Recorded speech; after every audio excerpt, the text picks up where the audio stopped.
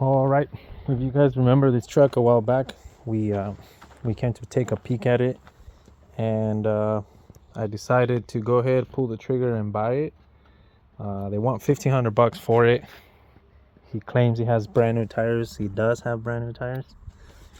So, what do you think about this truck? You like it? The story in the truck was he parked it a while back. It's seen better days. Pretty much a rat nest as right now. Not worried about none of that. We have most of the parts at home on the donor truck. Yeah, this thing's a 1994. The front end says otherwise. The front end looks like an 89, 90. They changed the grill in 1992. All that's gonna come off. They busted the middle glass window. We're gonna get another bumper for it. It does have a little damage on this side, but I'm not too worried about it. I can fix that.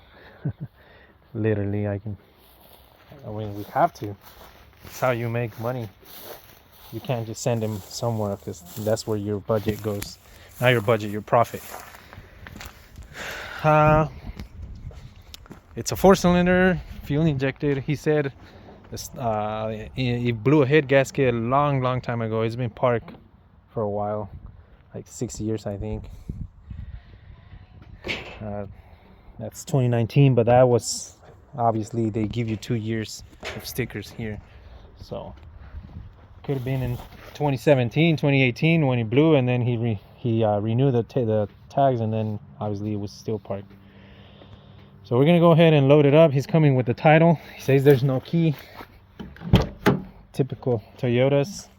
The key was left in it since he had a blown head gasket, and somebody came over and they tried stealing it, but obviously it was an attempt. You guys probably saw in the last video, but they didn't. So right now we're gonna have to, when we get the title, try to go to Toyota and see if we can get the title. I mean the key. With the title, we're gonna try to get the key, or we have to change the ignition switch. I'm not too worried about it. We can buy those at the parts store or online. They're not that much. So we're gonna, or another thing is sometimes if we get lucky, they throw spare keys under these cover. So we're gonna find out, or we're just gonna search for it. But right now we're gonna back up and load it up while we wait for him to get the title. Actually, this truck is only across the street. We're not far away from home. We're only a few miles away from home. So it's been years that I've been trying to buy it. He didn't want to sell it. Then he said yes. Then he said no. He changed his mind. Right now he said, bring me $1,500 cash and you can take it. I was trying to get it for $1,000, but he wouldn't budge at all. He says it's been there for years. It doesn't bother me. If I don't see $1,500 in my hand, just leave it where it's at. So I felt like I didn't have a choice but to give him the $1,500 and get you guys more content, more videos. So that's what we do for you guys. Try to record as much as you can, okay? Don't put your fingers in the front. Get your fingers out. Like that. That fucking guy. Sorry. Yeah, you're fine. I didn't. I forget to get to. You know, he came back a second time. Uh-huh. Like the motor's not blown, dude. He would have taken it? Well, if you see a radiator cap off, what's that usually tell you?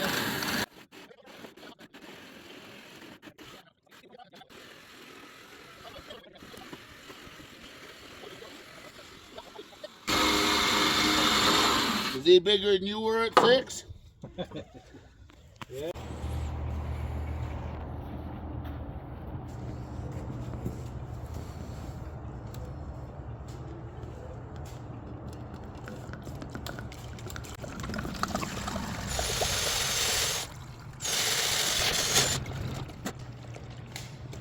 Okay, there. That's the oil and all the debris.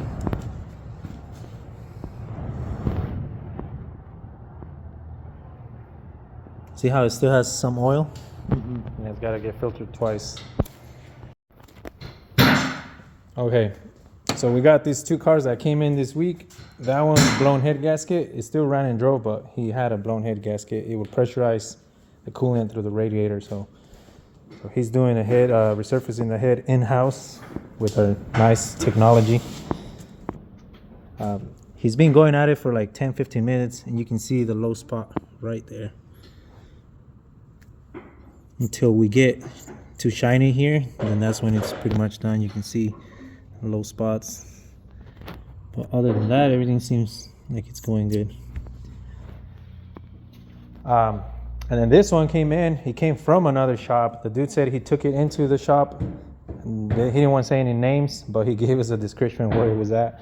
And he said he took the car in and he went in there, and the car went in there to get the timing belt replaced and water pump.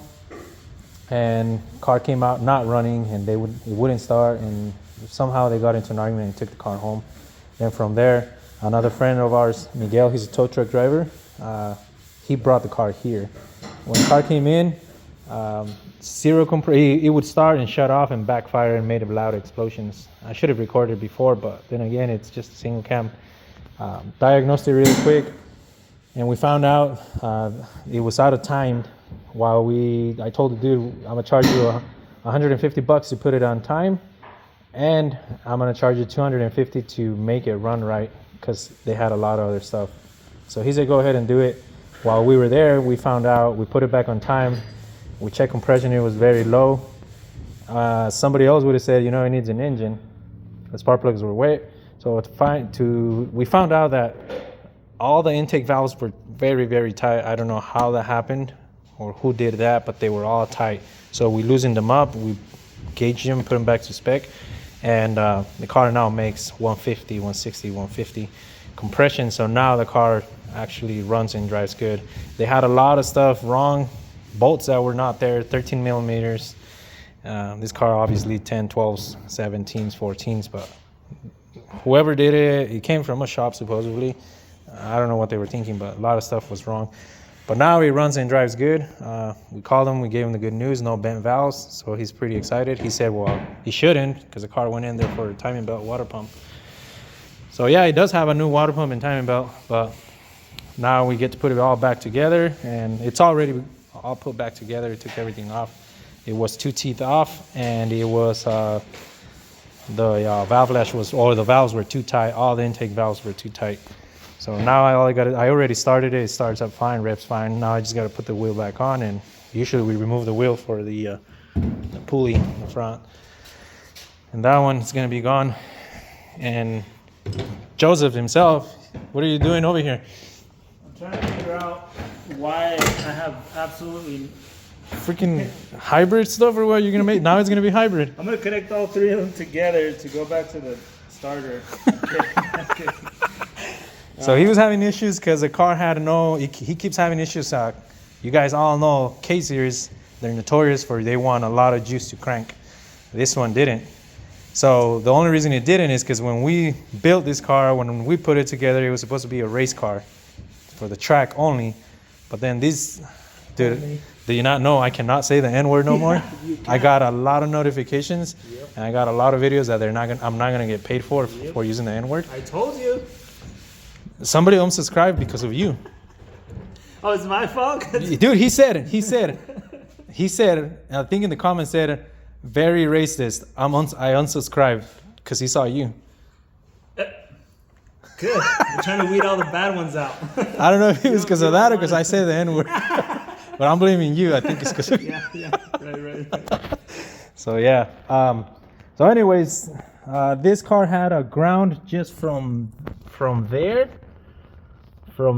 and it wasn't even grinded, was it? No, the paint was still on. The paint was still on, so from there to the terminal. So we need more grounds. The car kept starving for grounds. So it got to the point where now he had to push start it, and where he lives, it's kind of downhill, and yeah, it wasn't a big of a deal. So now, yeah, he did a new one because the other one was very, very temporarily, just for now, kind of fixed. So, but this guy's been putting this car like back to daily driver. He fixed the heater. He bought that center, what's it called, the climate control. Yeah. He put a TV in it. Fixed all the gauges. He bought, like some of you guys know, he bought the suspension. I mean, he's been cleaning it up because it's more of a daily driver now. He says he's gonna pull the trigger and buy some axles because when it was 2.0, when he was a K20, it was fine. He could launch it every now and then, but as soon as he went K24, that's a lot of torque, and he snaps those axles like no other. So I think he's gonna pull the trigger and buy some high performance ones from who? Toyonda or something like that? Yeah, Toyonda, something like that. So yeah. So we're gonna get this out of here today, and then we have more projects coming in. So stay tuned. All right, this is the engine. This is the car that we pulled the engine out of that wrecking yard. The car is actually in good condition. That's why, I don't know if you guys remember that I said the car had to be either clean, because they were willing to pay $1,500 to get it fixed. Well, I think the car overall is in good shape for its age.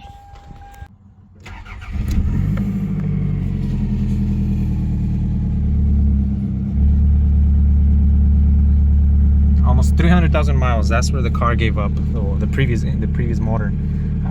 The car is in good shape. Pop the hood. It runs good. Everything seems fine. It has a nasty exhaust leak, but that's none of our fault. That's after the catalytic converter. So, but yeah, that's the Junkyard engine that we picked up. Yeah, everything seems fine. We already called the mechanic, because you guys got to remember this car came from another backyard mechanic, and they brought it over. We charged him. He's probably gonna get the credit, and I'm sure he made more money.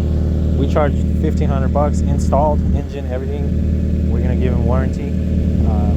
We save people money. We try to get these cars back on the road, and this one's gonna go back on the road. I mean, like I said, it is actually harder than what we thought. I've done them before, but I had forgotten. These are pretty hard to do. I don't know how many hours it calls for, but it was pretty tedious to do. But we got it out, and then turn it off. All right, so it's gonna sit here for a bit. The plan was, I always try to think ahead. I bought that truck for $700, runs in, drives. It got hit on the back. The damage is not that bad. So pretty much a donor truck. Runs in, drives, 22 RE, fuel injected. So the plan was, a long time ago, like I said, I tried buying that truck, and I knew he would sell it at one point. I just didn't know when. So I bought that one. That's gonna be the donor for this truck and this truck. This was a Dolphin that we purchased with my nephew Emmy and my brother Vicente. My brother Vicente got out of it, and Emmy, I never heard back from him. So this one, the only thing that needs is the cab, which I have over here in good condition, and this one needs interior parts. That one's has a complete interior, and also that engine is going to go in here. That cab is going to go on this one, and then we're going to build a flatbed for this one, and pretty much for the yard people. I built some of them before. I bought some of them before, and I've fixed them, and they sell really fast for the landscaper dudes. One of them was a landscaper, and the other one was he used to buy and sell pallets or whatever. But they sell really good. The fuel efficiency, they're reliable, they fit anywhere. This one reads 80,000 miles or 70,000 miles, I believe. This one's a V6 3.0.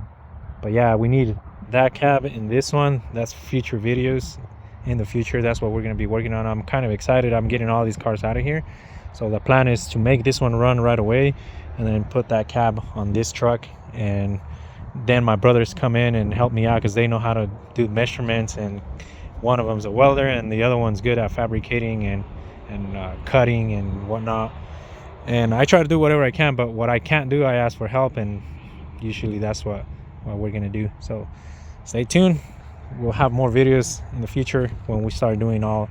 The first thing is we're gonna put this one in, and we're gonna pull that engine out and have that engine ready for this one. They're both fuel injected, so we're just gonna unplug from ECU and transfer everything, complete manifolds, everything's the same. The only thing that changes is the oil pan and the oil pickup tube. So yeah.